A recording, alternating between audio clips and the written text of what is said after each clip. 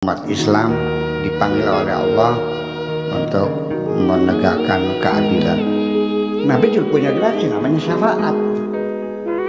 Keadilan itu harus betul-betul objektif dan tidak bisa dipengaruhi oleh apapun. Berbicara tentang keadilan pada abad ke-7, dia mengatakan bahwa Swedia tahun depan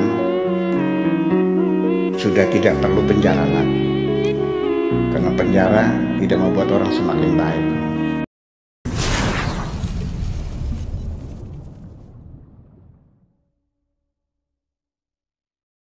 Baik, selanjutnya kita akan langsung bergabung dengan Buya Syakur untuk mulai kajian pada malam hari ini. Kepada Buya, kami persilahkan. Baik. Assalamualaikum warahmatullahi wabarakatuh. Bismillah, tawakkaltu ala Allah, la haula wa la quwata illa billah. Asyhadu an la ilaha illallah wa asyhadu anna Muhammad Rasulullah. Allahumma salli ala sayyidina Muhammadin wa ala alihi wa sahabatihi ajmain, ma ba'd. Kita lanjutkan halaman 774. Bismillahirrahmanirrahim. Wa yabda'u dars. Pelajaran ini dimulai binida'il jama'atil mu'minati, dengan memanggil jamaah mukminah, orang-orang yang beriman.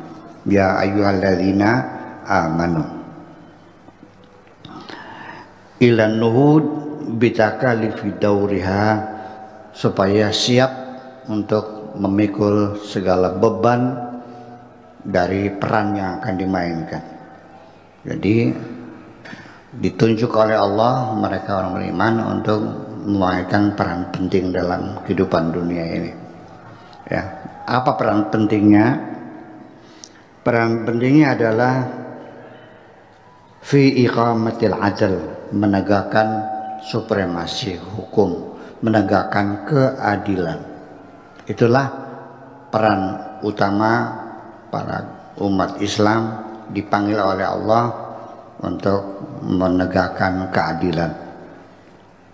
Bainan nas, diantara manusia, ala nahwil farid alladhi lam yaqum illa ala yadi hadhil jamaah, dengan cara yang sangat istimewa sekali yang tidak pernah didirikan kecuali oleh jamaah mukminah ini, kecuali orang-orang yang beriman tadi. Al-adlu, yaitu keadilan, yang ditegakkan adalah keadilan.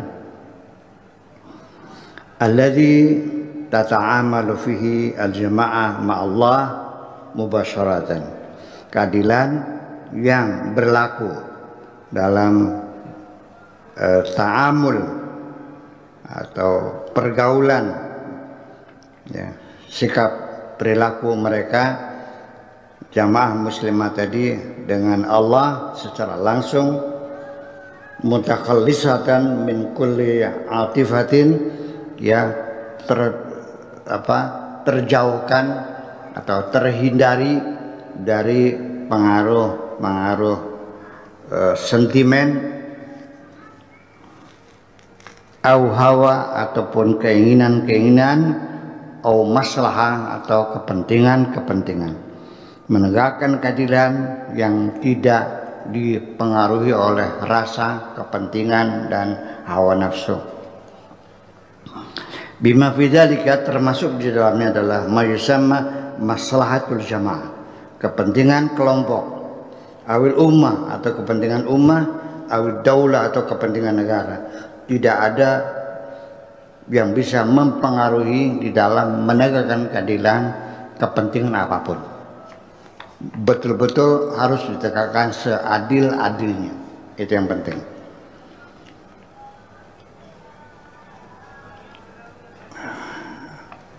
Mutajarriyatan, yang terlepas min kulli i'tibarat, dari segala pertimbangan akhar yang lainnya, ghaira taqwallah wa mardati, selain takwa kepada Allah dan mencari ridha Allah. Tidak ada kepentingan apapun yang bisa mempengaruhi, ya, terhadap keadilan.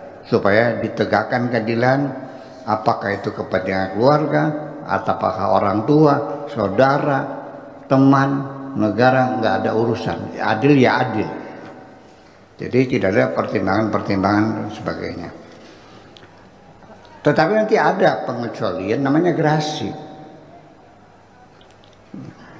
Keadilan tetap ditegakkan. Artinya gimana? Tetap putusan hakim menyatakan dia bersalah. Tok saja dulu supaya adil. Setelah itu sang pemimpin punya hak gerasi, diberi gerasi. Nabi juga punya gerasi namanya syafaat. Nah, itu sudah politis namanya itu sih. Ya, artinya dengan adanya campur tangan pemimpin dengan gerasi itu untuk memperkokoh kekuasaan juga. Itu persoalannya. Jadi itu ini prosedur nanti kita bicarakan lebih jauh lagi. Lalu alladzi ra'ayna namudajan minhu fi darsil amali, keadilan yang kita lihat sebagai sampel, sebagai contoh dalam pelajaran ya terapan, ilmu terapan alladzi alqahullah yang telah Allah berikan kepada kita semuanya subhanahu bidatihi dengan zatnya al-aliyah yang maha tinggi, ala nabi yang telah diberikan kepada nabi, artinya pelajaran yang telah Allah berikan kepada nabi lah ngomongnya, ini panjang-panjang sekali sifatnya.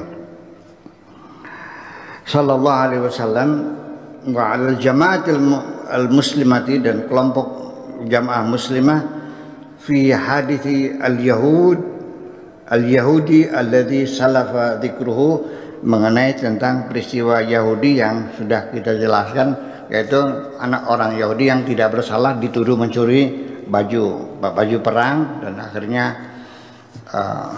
Allah memberitahukan langsung pada Nabi bahwa orang Yahudi tidak bersalah. Jadi tidak ada urusan kepentingan, dia bukan orang Arab, dia bukan Muslim, keadilan adalah keadilan.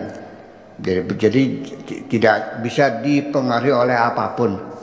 Keadilan itu harus betul-betul objektif dan tidak bisa dipengaruhi oleh apapun. Yang perlu kita ketahui, melepaskan diri dari segala kepentingan itu bukan hal yang mudah.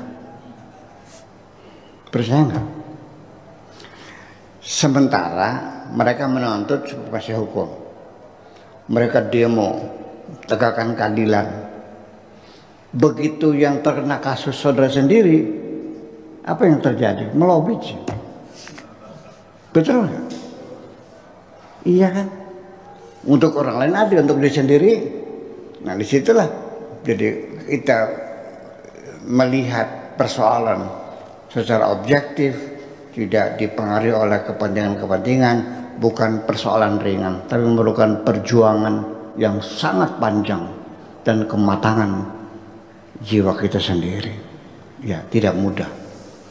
Tidak mudah seperti itu, perjuangan panjang. Makanya ini penting sekali. Al-Quran ini luar biasa ya.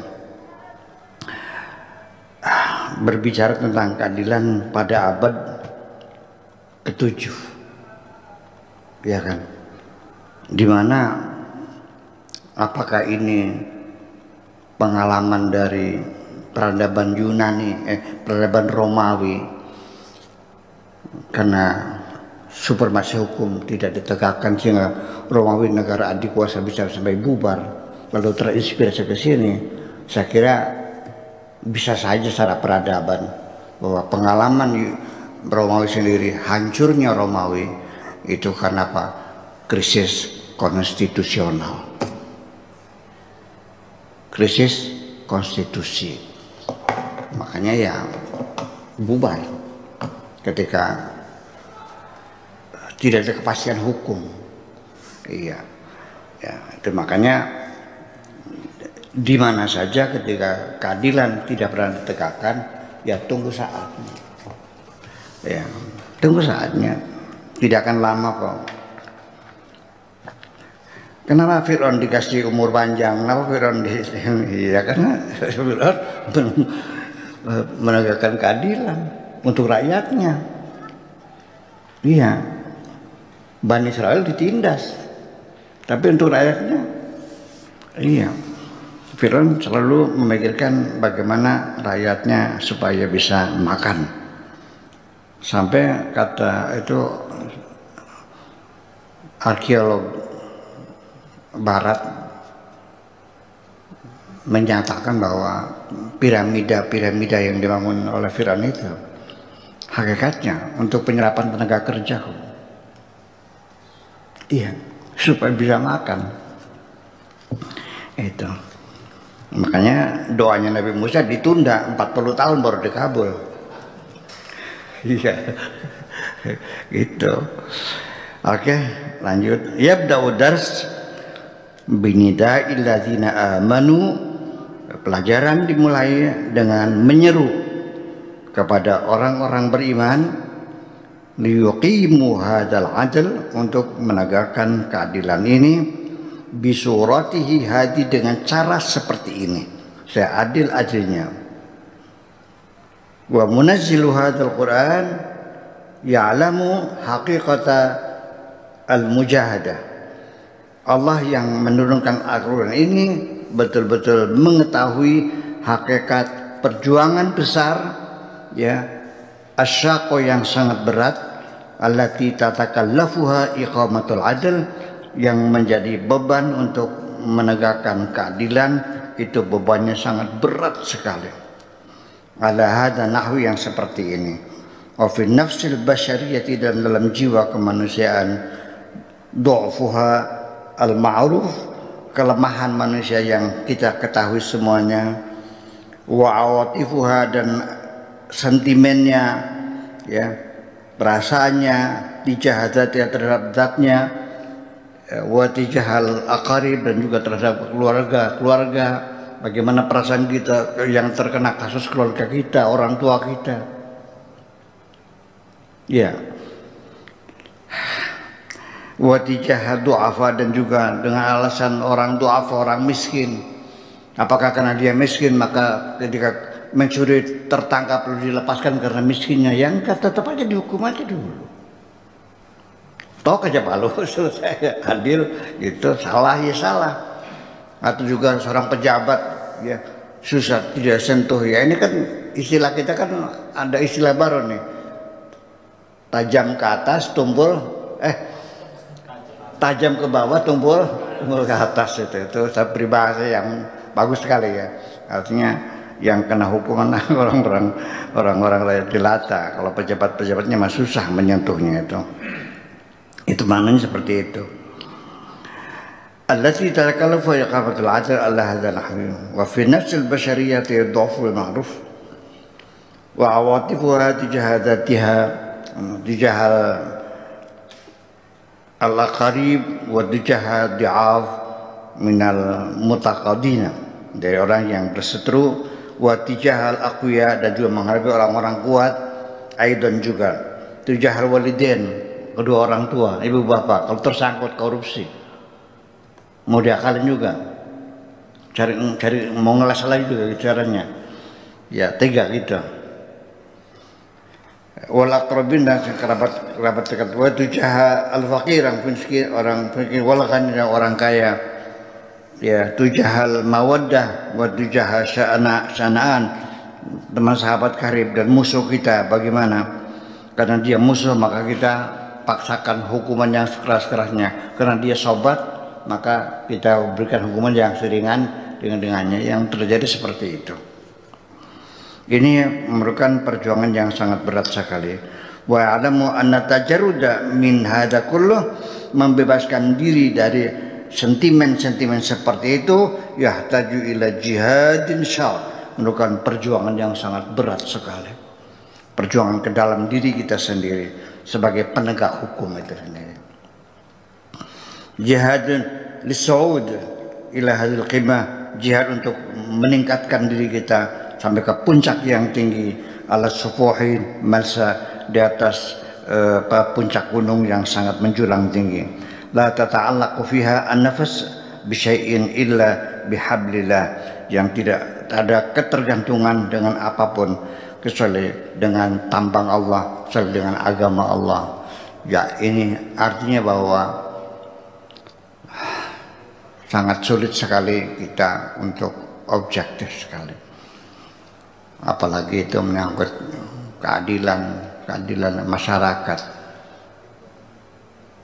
Yang penting gini aja, saya ingin mengatakan begini. Memang pada akhirnya sulit kita ini mencapai satu keadilan. Tapi minimal ya mendekati keadilan lah.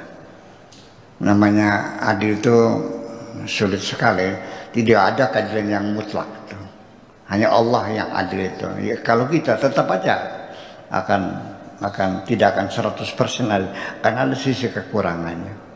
Ya, dan pertimbangan-pertimbangan yang lain. Jadi artinya bahwa